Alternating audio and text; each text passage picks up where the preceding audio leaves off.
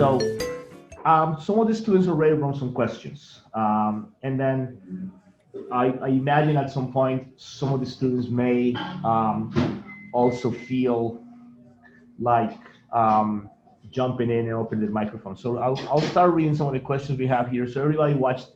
I asked them to watch the beginning part, and then I think it was part 3.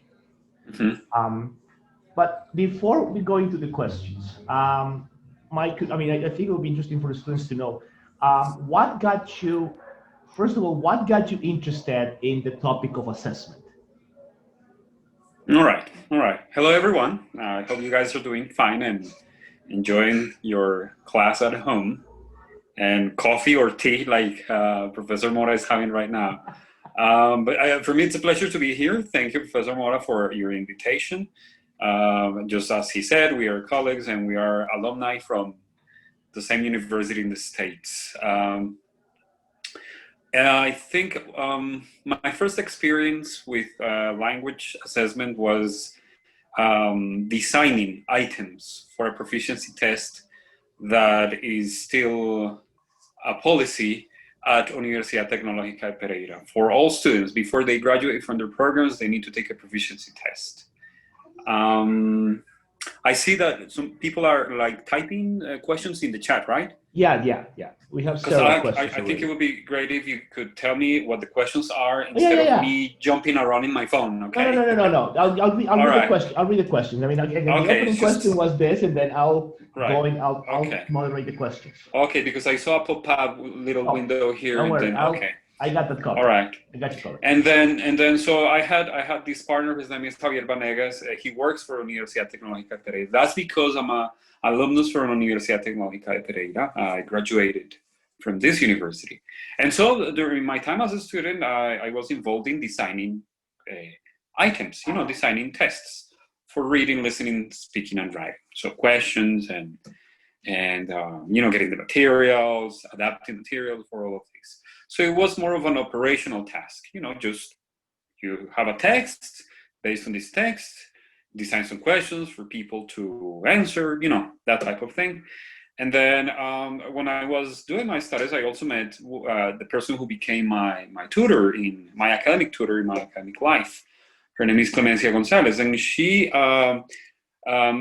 administered, or she was the academic coordinator of the foreign languages program at Universidad Tecnológica de Pereira. And she kind of told me like, okay, Frank, you should read about language testing because this is a gap that we have in Colombia, which still is a gap in Colombia. And so I started reading a little bit more about it, and I became aware of how technical it is. And some aspects are pretty technical, especially when you're dealing with large-scale testing. For the classroom, of course, is also technical. It's a task that requires professionalism for you to do as teachers.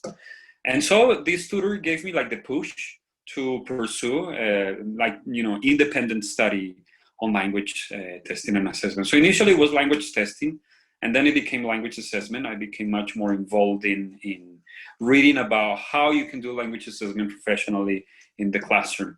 Then when I was doing a master's here at Universidad, Caldas, which is where I work now, and I had a course in language testing and evaluation. That was the name of the course. My professor was Clara Arias. Clara Arias used to work for UDA, Universidad de Antioquia, and these people are like pioneers in language testing and assessment in Colombia to some extent.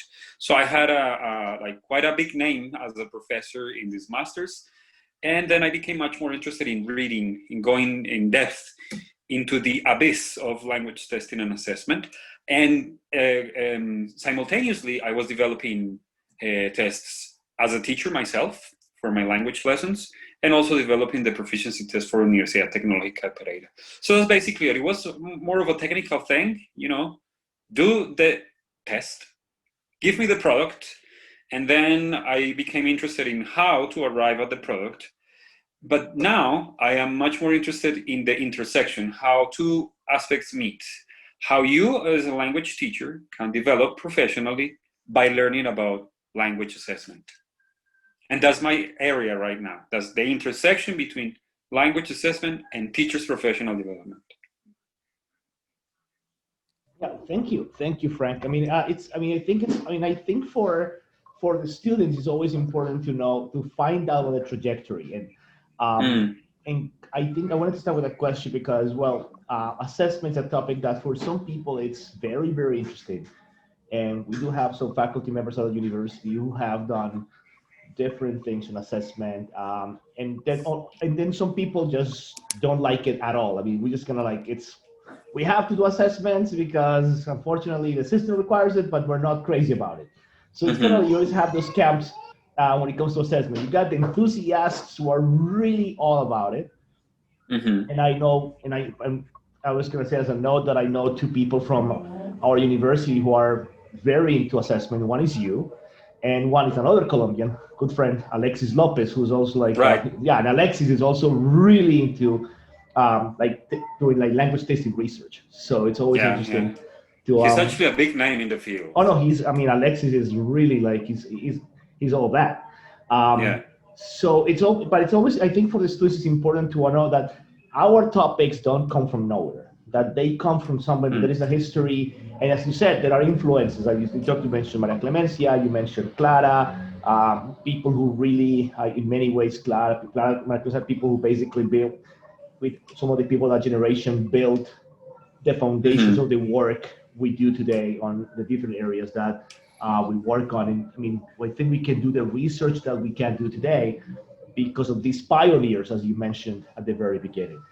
So mhm. again, I think it's important for students to situate where the interests come from. So now let's go with the questions, and I'm going to read them in the order of appearance. So Valentina had a question about one of the videos. She says, um, do we have to do or use the specifications document for each assessment? And how can we know that we're doing it well? Okay, okay. Not necessarily, because assessment comprises instruments that you develop for a particular purpose. Let's say you want to have a good final test, so that you should develop assessment specifications because they help you organize your thoughts, and they help you know what you're doing so that you don't make mistakes along the way. Because if you make mistakes in language assessment, the victims of those mistakes are your students. So let's say, the more standardized, the more, let's say, how can I put this? Like, the more official an assessment is, like a final exam, the more you should develop assessment specifications. But I think if you guys remember at the beginning of the video, I said that there are many methods for doing language assessment. And one method is just you as a teacher asking your students questions about what they were learning in the previous lesson. And so that's the method. In that case, you do not need assessment specifications, because the idea here, the idea today with language assessment is to expand the repertoire, and not think that assessment is a test, a final test, and a grade. That is one very minimal part of language assessment. Language assessment is much more than that. So you don't need assessment specifications for every single assessment procedure that you develop. But if you're going to use an assessment instrument that is going to have impact on students, and that's going to lead to consequences, like a diagnostic test or a final exam, then that one should be designed carefully. In that case, we do need assessment specifications. But let's say if you're going to design a peer feedback protocol, like a peer feedback or peer assessment instrument, I do that as a teacher because I wanted to highlight that as well, Raul. I am a teacher. I teach language. This semester I'm teaching academic writing. And for example, before the students do a final exam and they're going to write an email, I'm going to ask them to create the criteria themselves, the rubric. So in that case, I'm not following assessment specifications, but I am doing something which is very important for language learning. I am telling my students what they are going to do in the assessment and what I'm going to assess, so that I can improve their learning, so that they can be prepared for the assessment situation. This is something called bias for best. You as a teacher should do your best to make sure that your students do their best performance. And how do we, the other question that Valentina asked, because it was a double-barrel question, the other question was, how do we ensure the quality of the assessment specifications? Am I right? Yes, that is correct. How can we know we're doing it well? Okay. So just I hope the culture of teamwork gets much stronger in our culture. Not that we are like independent, isolated islands as teachers. So if you work in a team and you develop assessment specifications with other teachers as a team, you can get different voices. If you can even, for the design of other instruments, even there are studies in Colombia that involve students, so the students give feedback to the teachers about the way they assess or the way they use their instruments for assessment. So the more people are involved in developing the assessment specifications or the assessment itself, the more voices you can hear to improve the quality or to ensure that the instrument has a good quality or the assessment procedure that you want to plan. There is something called like expert reviews. So expert reviews is just having somebody who is an expert, so a colleague, a teacher, giving you feedback. So that's one way to do that. That is common to us as language teachers, because in large-scale assessments, like the TOEFL or IELTS or APTIS, which is becoming a little bit more common today, in that case, you hear stories of people like multiple sources of information, people who are really experts because they need to develop really good instruments. Because these large-scale tests are used all over the world. So they need to have a very good quality. That doesn't mean that as language teachers, our assessment instruments or our assessment procedures are supposed to have a low quality, not really.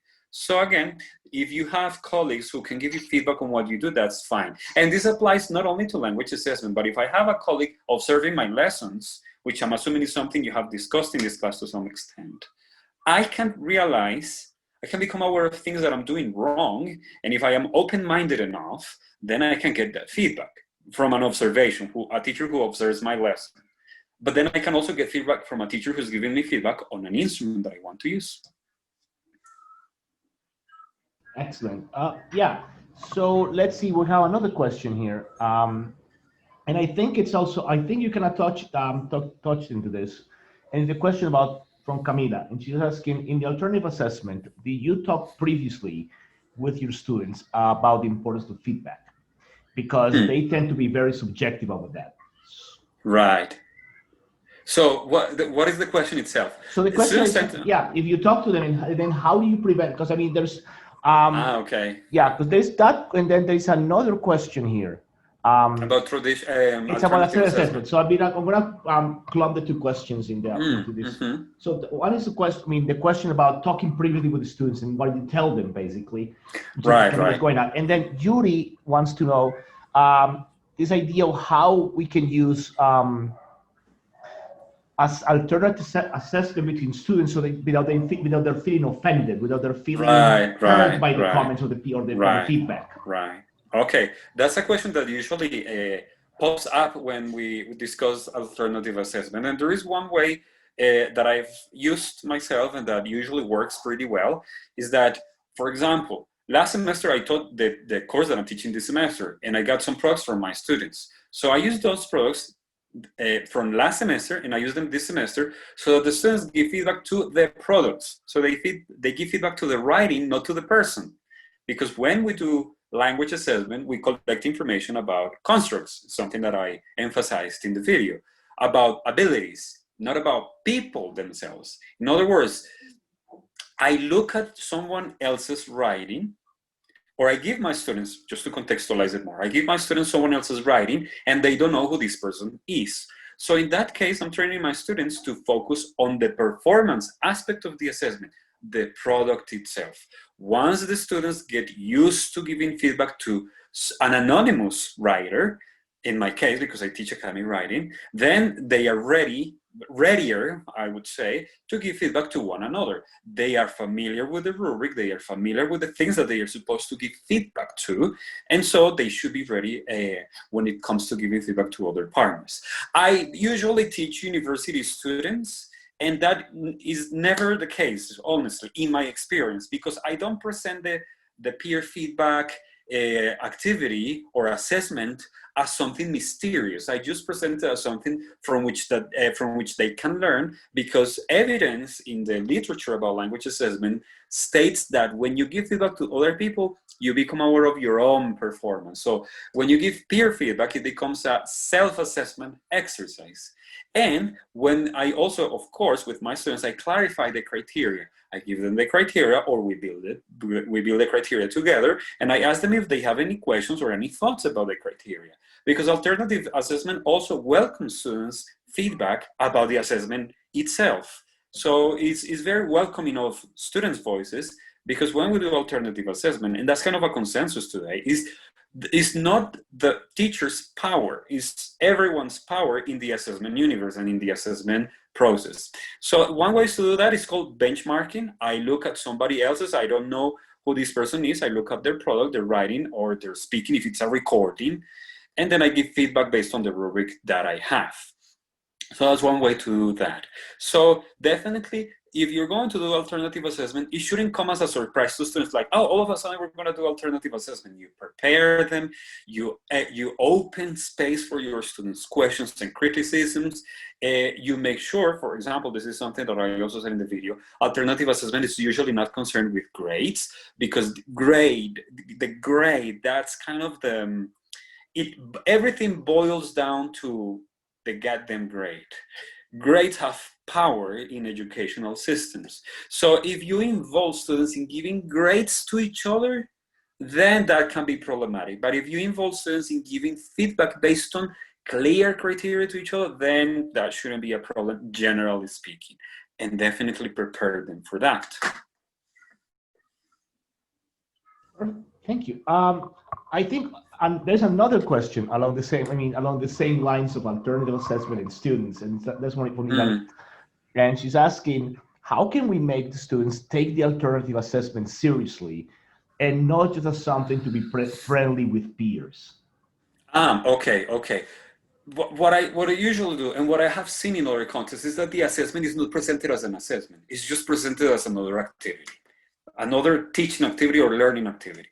I'm gonna give you this, is a list of things. It says yes, no, look at your partner's work, and if they have this, check yes. If they don't have it, check no. Don't say, okay, vamos a hacer una evaluación en parejas. If you use the word evaluación o una prueba o lo que sea, if you use the word like that, then immediately, culturally speaking, we tend to think of assessment as, judging the person, when in reality we are much more interested in what the person, in the person's performance in the language. So do not present it as an assessment activity. Assessment being translated as evaluación in español. Just present it as a regular activity, really.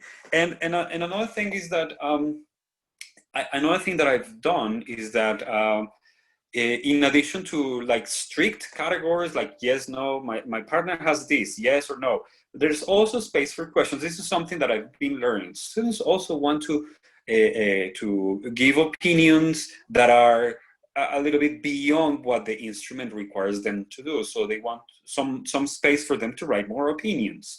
And another thing that I've also learned is that if possible, when students exchange their work, I ask them to cross out their names, and I just give them their work randomly. And I make sure that if you get, for example, in the case of writing, if you get an essay, it's not your essay by somebody else's, and this person shouldn't know. Hopefully typed, because if you type it, maybe you get to know your students, your partner's handwriting, but if you type it, you can lessen that. But in reality, to be honest with you, we should at least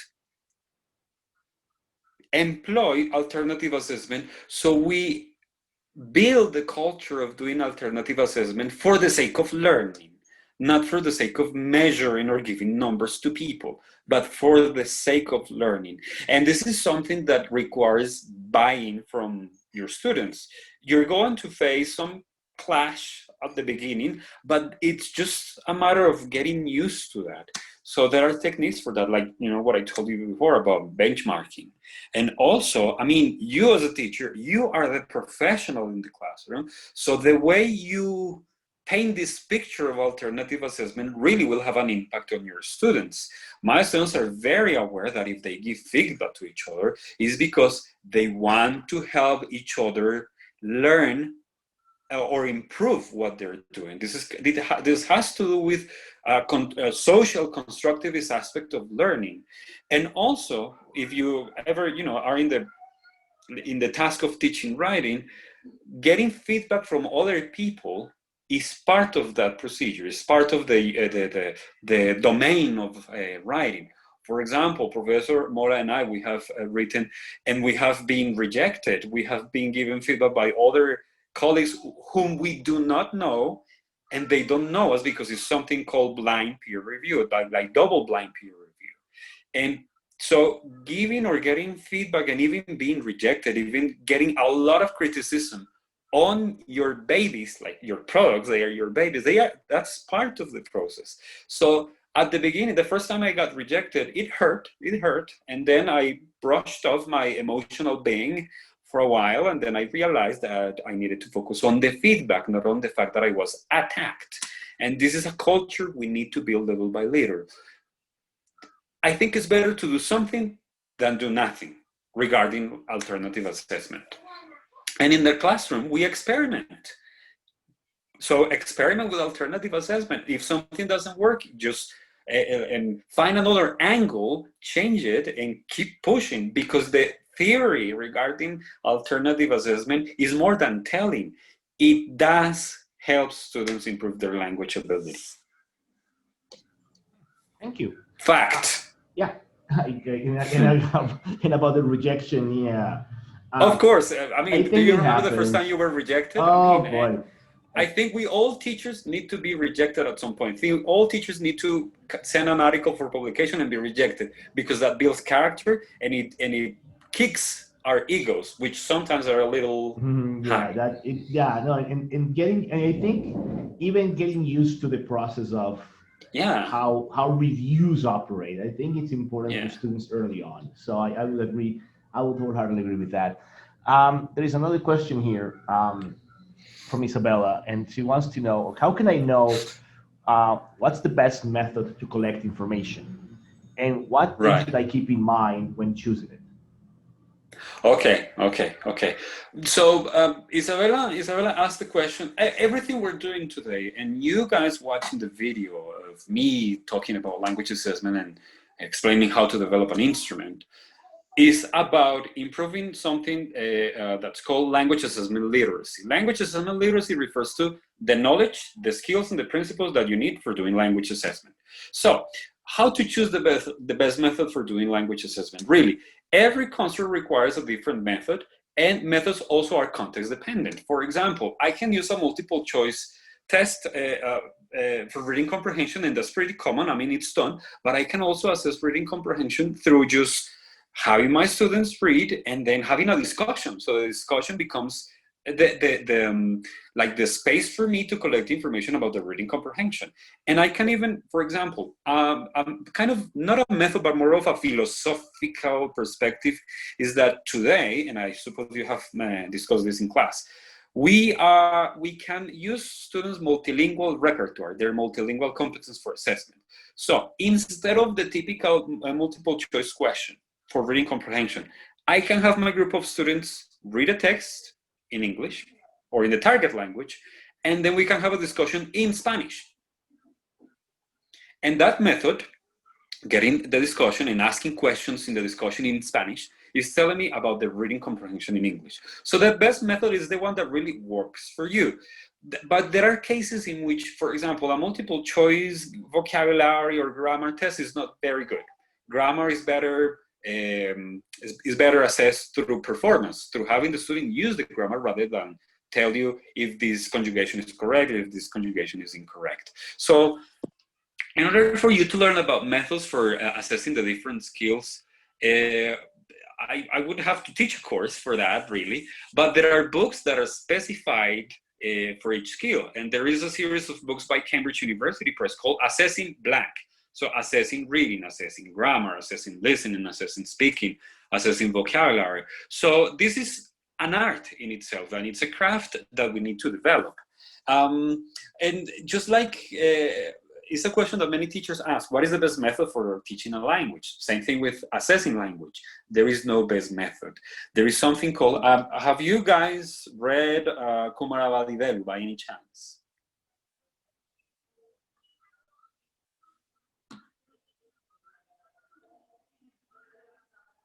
A little bit, or the post-method pedagogy or anything around it. I cannot hear you, Raul. Yeah, that we do talk about the post method, and obviously this. Right, right, and there are like three essentials in the post method pedagogy, like the particularity, possibility, and one that I forgot. So what is particular for your specific context and what is possible in your specific context is the one that works. But there is also a consensus in language assessment for classroom purposes. The more instruments you use, the more reliable information you will collect about your students' concepts. So if you marry one particular assessment instrument, then that can be unfair to other students who can have skills.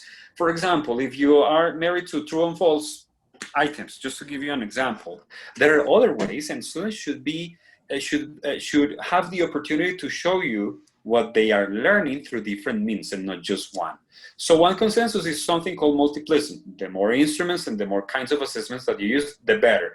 And that use of different methods becomes an approach for assessment that is the best approach for you. Excellent. So now we have one more question by Angela. Well, yeah. So the question is, how can we find a way to motivate students to do a good and complete formative or alternative assessment? Because most students prefer not to do the assessment when they know that certain activity doesn't have a grade. Okay. I think I remember one day I was talking to a teacher and he said, well, my students only work if there is a grade involved. And that leads me to, let's see, I mean, it's a very complex issue. It's something called validity. The word validity in language assessment is probably, is the most important, it's not probably, is the most important quality in assessment. Language assessment, math assessment, any type of assessment, validity. Whether the assessment is telling you the truth about your students. So, if the students are interested in a grade,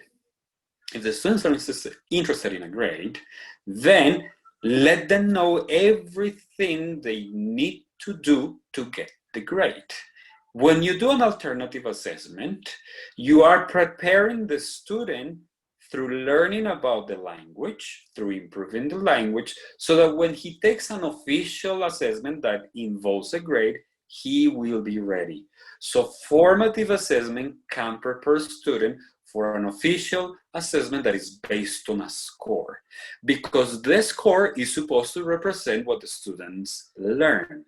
So alternative assessment, you can tell your students, we're going to do this alternative assessment. It's not involving a grade, but it's preparing you for the final exam, which does involve a grade. If you do this well, and if you help each other, and it's preparing you for the final test. I mean, if the grade is so important, which in reality it is, yes, it's something inevitable in our system. We have to give grades, but the meaning of the grade is the heart of what we want to do. If my students are so interested in getting a 5 or a 3 or the minimum passing grade, whatever, okay, what do they need to do to get that grade? And in order for you to tell them what they need to do to get the grade, you do alternative assessment. Perfect. Let's see. What we got? Oh yeah. So there's another question here from Camila again. It says, is the checklist different from the rubric? The rubric is the instrument, like the little table that has the information about the assessment. And a checklist is the type of rubric, because instead of the yes, no, you can have numbers, so scores. Or you can have the descriptor with a space for comments. No, yes, no, without the yes, no, but a space for comments. So the rubric is the whole thing. Like the table with the information about the assessment. Some rubrics include like the name of the task, the objective of the plan de estudios, like the instructions that the students are going to give. So all that is the rubric. But the heart of the rubric is the descriptors that you include. So a checklist is a type of rubric. Now we got one more question here. It's from Sergio. how can we build good criteria for co-evaluation in which students can participate deciding the items that are going to be evaluated? Deciding on the what? The items. Yeah, the items that are going to be evaluated, yes. So, okay, because the question has several components. So can you repeat it so I can Yeah, dissect it? yeah, of course, absolutely. How can we build good criteria for co-evaluation where students can participate in the decision making of the items that are going to be evaluated? Okay. So last semester I was teaching an English course. Again, I want to remark this. I'm talking to you just as a language testing enthusiast, but also as a language teacher myself. Last semester I was teaching an English course. It was kind of around B2 level. And one big task was to give an oral presentation. It was an oral presentation about, I think, my students decided to give another presentation about a famous character that they wanted to talk about. So that was the first thing, to engage them in the assessment. The students chose the topic, so I gave them that choice. I gave them the option to choose the topic, and they said, about a famous person. And then I told them, okay, what do you think makes a good oral presentation? And they started to give information about what they think a good oral presentation involves. They gave information about how you're supposed to talk. They gave information about the language that you're supposed to use. The categories, like if I'm going to talk about a person, what am I going to talk about? A famous person. So what am I going to include in my presentation? And how am I going to deliver that during my presentation? I never really participated in building this criteria. It was them. Then after that, so that was a first approach. I asked them what they would think makes a good presentation. And this is something that was touching upon an issue that we call ideal performance. When we tell students about an assessment, we should tell them about how to get the most successful result, ideal performance. So that's what I asked them. Then after that, the assessment exercise was interconnected with teaching. Then after that, they read information about how to do a good oral presentation, and they collected more ideas.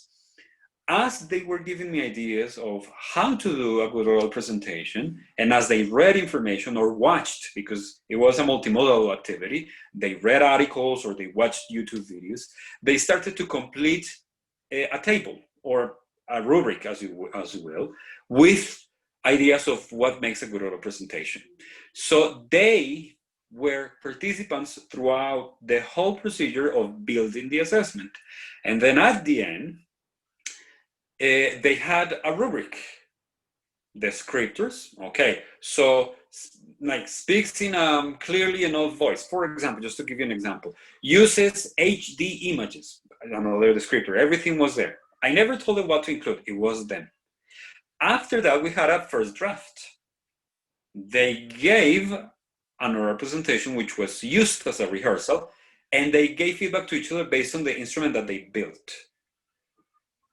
And then they improved the instrument. They said, no, maybe 2 minutes for the oral presentation is too short. We need more time. Let's include 4 minutes in the criteria, in the rubric.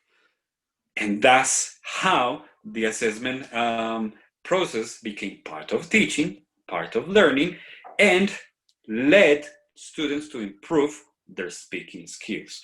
When they did the oral presentation with a score, they assigned the scores to each category. For example, PowerPoint design, 5 points. Coherence and cohesion, just to give you an example, 10 points. Vocabulary use, 15 points. They were the designers of the assessment. And of course, whenever they had a question, I was there to help them to make sure that the rubric was clear to everyone. So the more you include your students in the assessment process, the more they become aware of what they are learning. Assessment for learning. Okay, thank you. Okay, before I go into the next question, because I mean, there are a few questions. I think it's always important to clarify, and I would like to get your take on this. I mean, usually when we talk about assessment, Mm-hmm. we tend to place it in this binary, formative and summative.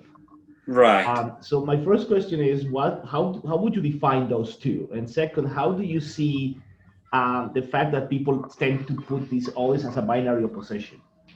Right. I think the way I have seen the two terms in the literature is just for conceptual purposes rather than like philosophical purposes. Although of course there is a philosophical take on both of them. Um, Formative assessment is the root of the word is form, to form students' language ability, to help them improve the language that they are learning. And summative, if you look at the word, is sum, so it's collecting, like, let's say, giving learning a number. So these are, we do formative assessment on a daily basis when we give feedback to our students. And at the end of a period, we need to collect a grade. I mean, that's part of what we do. It's inevitable. So when we give a grade, we do summative assessment because we summarize, we take a picture of our students' English at a certain point in time, or the language that they are learning. And we call it summative because it is represented through a number. However, I can move from summative to formative or formative to summative. For example, let's say that you guys are in my English class and I give you a quiz. The quiz is about unit 1 and 2 of the course, and then you get a grade. Sure, I mean, you get a 4, you get a 5 or a 3. Then the next class, after you receive the score, we go over what you did well, over what you need to improve. So we are working on the formative side of assessment based on a score. And then we look at the assessment itself. Okay, you didn't answer this question correctly. What happened? Okay, what is it that you need to do next time? That's moving from summative to formative. Or, as I was telling you before, I can help my students to focus on what they are learning so that they are a little bit more prepared for the final presentation. Like what I did last semester. They did a lot of rehearsals with their oral presentation based on a rubric that didn't have any numbers. And at the end, the final one did have numbers, was summative. So first it was formative and then it was summative. But you can interchange these purposes, and that really depends on the context in which you are teaching. But for the most part, I think that summative can lead to formative, except when the summative is at the end of a course. I don't know if it has happened to you, I'm assuming it has. You get a score at the end of the semester on a class, and then that's it, you move on. So the summative closes the cycle, because that's also the purpose, it summarizes what you learned, and that's it, bye-bye. Some people, what they do is, okay, I got a score on my course, I want to talk to my professor and I want to get feedback on what I did well or what I didn't do so well during the course. So that becomes formative. Or whenever you have a conference with a professor and then you ask, profe, ¿por qué me fue tan mal? That becomes formative. Saqué un 3. Yo quería, pues, saber por qué saqué 3. And then your professor starts to give you feedback. The number leads to something formative. The consensus in education in general is that we should strive for more formative assessment. But also, if we're going to do summative assessment, like very official, very standardized, it should have a high quality too. They're not extremes of the continuum. Not really. Yeah. Well, I asked because there is another question by Angela, that it says, is it more effective to collect information about the learning process of our students through formative assessment instead of summative? She says, I think formative assessment more as a real construction of knowledge and summative as something more standardized. Right. Because formative is more continuous, throughout the process, throughout the course. And summative is something that we use for reportage. It's called reportage. We need to give a report to coordinators, or we need to give a report to students at a certain point in time. So that's why it is more standardized. That's true. But then you can turn the summative, standardized grade, score, or whatever, and turn it into something formative. And if formative assessment is done well, and if the student welcomes formative assessment, you're getting them prepared for the summative assessment, really. Perfect. Let's see. We just about asked 2 questions from the students, but we had some really good conversation about these questions. Juan Jose is asking this question. Is cultural punishment a deeper concept that affects other fields of teaching? And how does it affect teaching in general?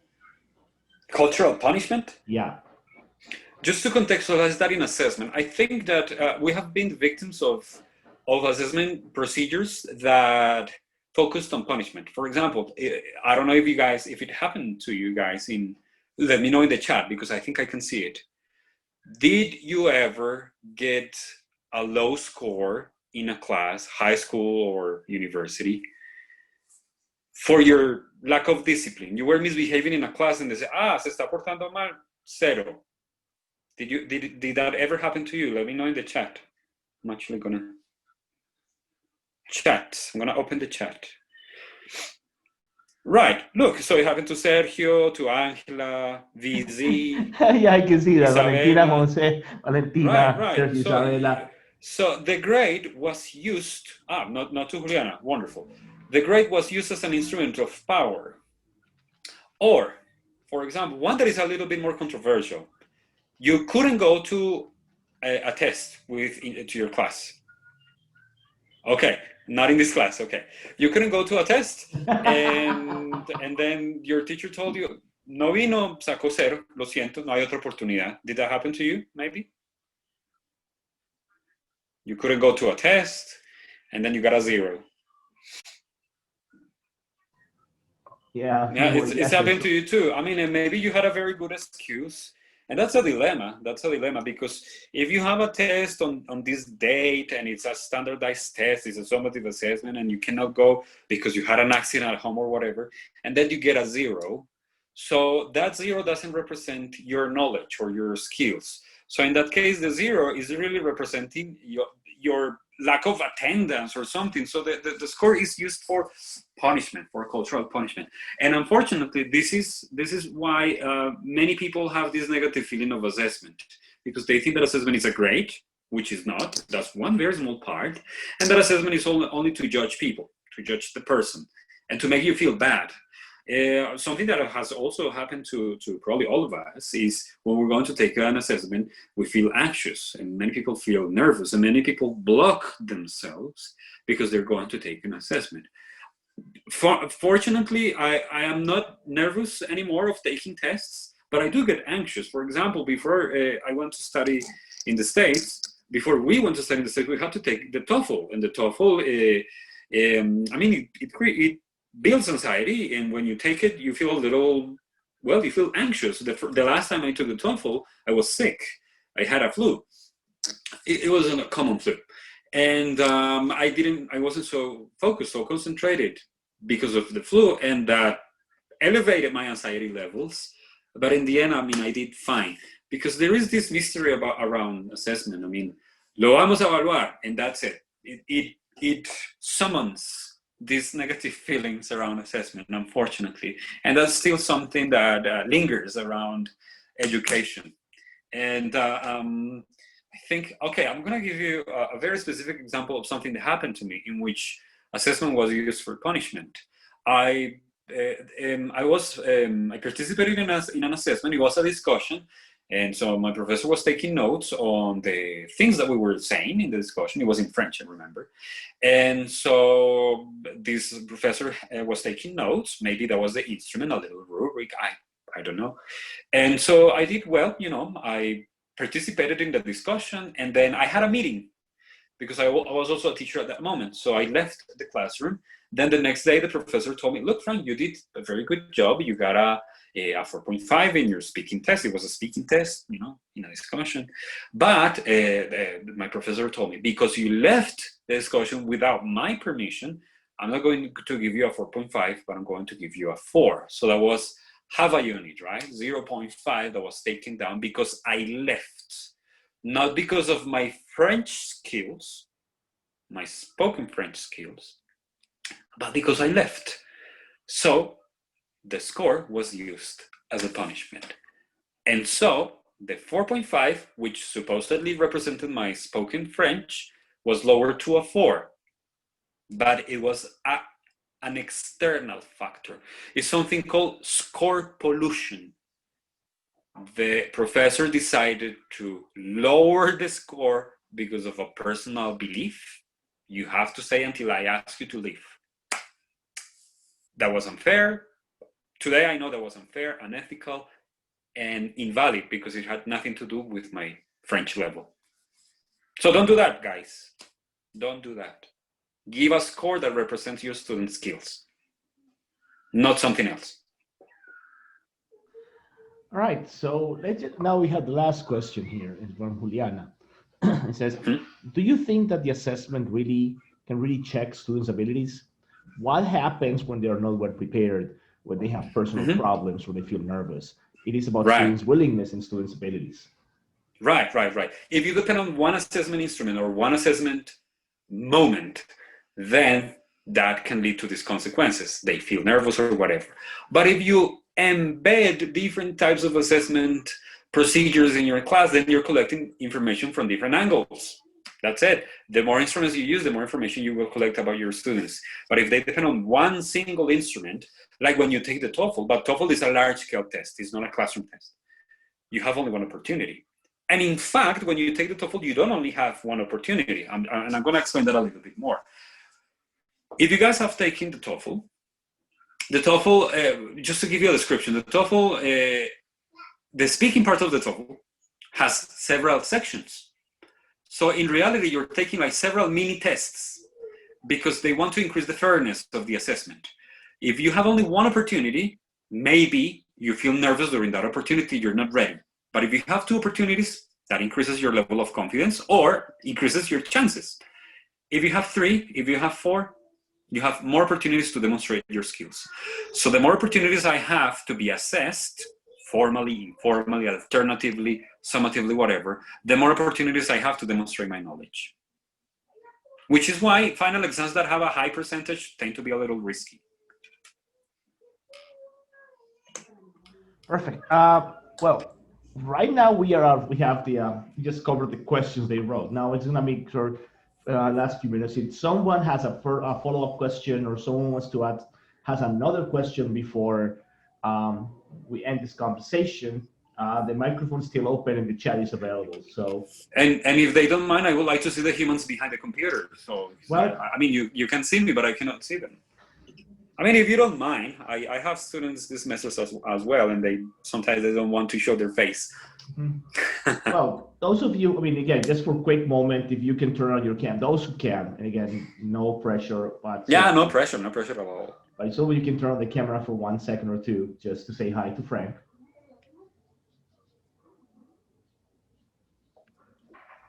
And don't feel pressure, of course. No, of course. Okay, I think there is another question from. Yeah, there is here Camila. Yeah, should assessments, as formative and summative as well, be planned in a binary way according to different skills, like reading, writing?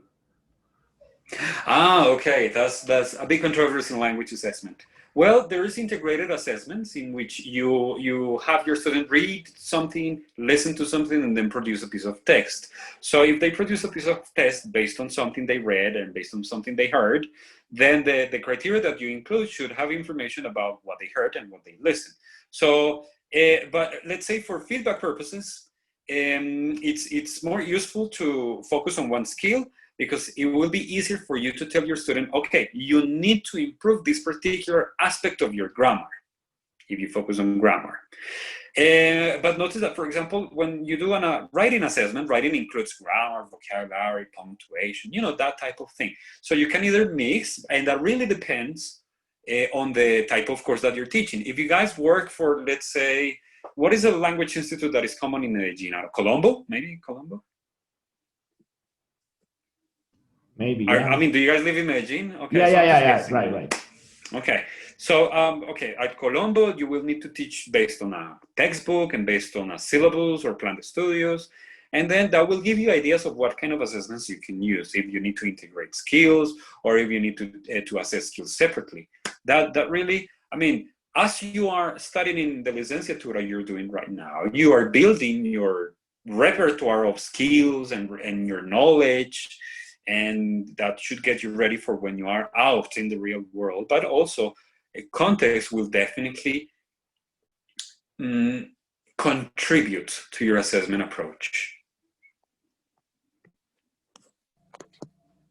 Perfect. Well, I don't know if there, let's just give one more second if say in case anybody has any further questions. Yeah, you can turn on your microphone and ask all the Yeah, you can questions. turn the microphone on, of course, and if you have any last minute question, just go ahead and go for it.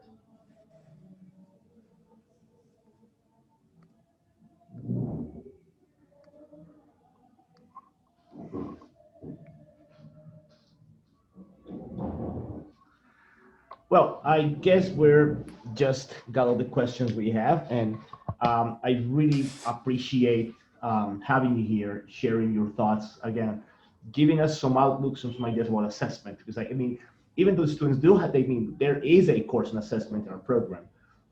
We do like to talk a little bit about assessment, but assessment also in relation to language learning. Mm-hmm. Mm-hmm.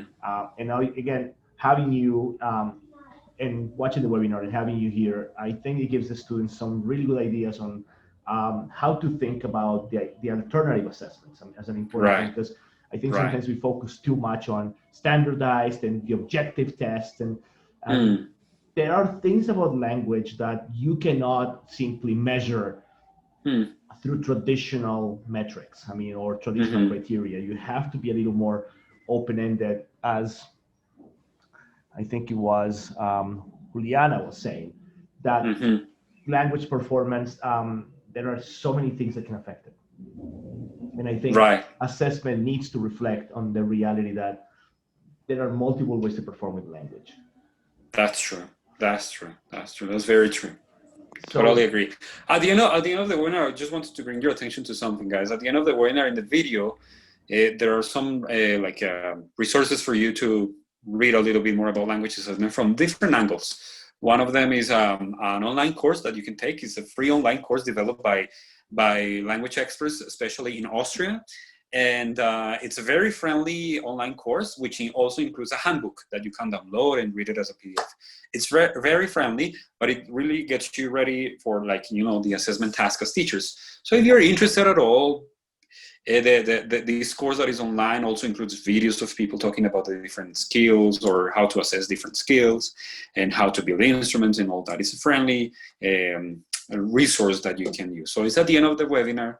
I include the links, but they are in the video. They are not in the description of the video. It's right at the end of the webinar. And I think it will be also interesting for your students to look at the threats to an assessment system. The threats. definitely, yeah. I mean, I think I guess again, I just kind of got them into some of them as the webinar just because. I mean, it's an extended webinar, but I think there is so much there that I think language learners can use as the basis for their own assessments in their classes. Right. It's another dimension of our professional development. I always tell people, look, language assessment is part of what we do as teachers. And we need to do it well, because the opposite is risky. To do poor language assessment is to really negatively impact our students. Absolutely. And I think, yeah, and sometimes a bad assessment in language teaching can actually drive students away from learning the language altogether. So, yeah, the total opposite of our purpose. We teach so that our students learn. And the point now is we assess so that other students learn. Absolutely. And I think we have to always remember that at the end of the day, our students learning, it's what matters, and not whatever grade they get in the course.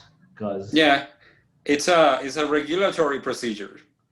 And it shouldn't but behind the score, there's a lot of learning. And there's a person. And there is a person using the language, and at the end of the day, that's what matters. Well, on that note, I want to express my gratitude to Frank for spending a few minutes during the lunch break. Never a convenient hour for anybody, for sure. Taking some time from, and I knew you had some family commitments that got in the middle of this.